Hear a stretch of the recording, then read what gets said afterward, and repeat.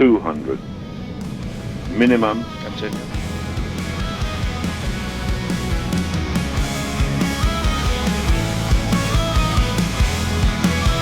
50, 40, 30, 20. Retard, retard. 5, Kami putra dan putri Indonesia, mengaku berbangsa yang satu, bangsa Indonesia. Di tengah hamparan hijau yang luas, Dan Chun Yin berkumpul di bawah naungan pepohonan rimbun. Mereka adalah sekelompok sahabat yang memiliki ketertarikan mendalam terhadap sejarah. Mereka memutuskan untuk menjelajahi wilayah Henan, tempat di mana jejak sejarah tembok besar Cina dapat ditemukan. Indi, seorang pemuda dengan jiwa petualang yang tak kenal lelah, selalu membawa kamera untuk mengabadikan setiap momen.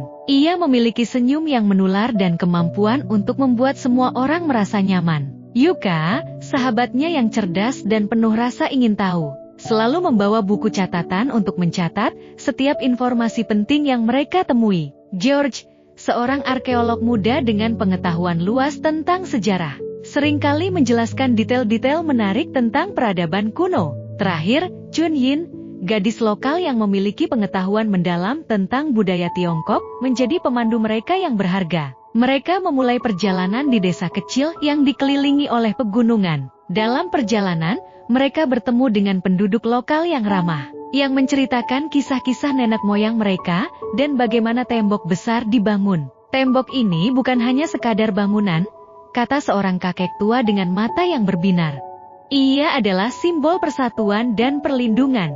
Semakin mereka menjelajahi wilayah tersebut, semakin banyak bukti sejarah yang mereka temukan. Di tengah reruntuhan kuno, Indi menemukan potongan keramik yang indah. Yuka segera mencatatnya, sementara George menjelaskan tentang teknik pembuatan keramik zaman dulu. Chun Yin menjelaskan makna simbol-simbol yang terukir di permukaan, menghubungkannya dengan cerita rakyat setempat. Malam tiba, dan mereka beristirahat di sebuah penginapan kecil. Di bawah sinar bulan, mereka berbagi cerita dan impian. Indi berharap bisa membuat film dokumenter tentang penemuan mereka. Sementara Yuka bercita-cita menjadi sejarawan terkenal. George ingin menerbitkan buku tentang penelitiannya. Dan Chun Yin berkeinginan untuk melestarikan budaya lokal. Keesokan harinya, mereka melanjutkan perjalanan menuju situs yang lebih besar, di mana mereka dapat melihat bagian dari tembok besar yang masih berdiri kokoh. Saat mereka berdiri di depan dinding megah itu,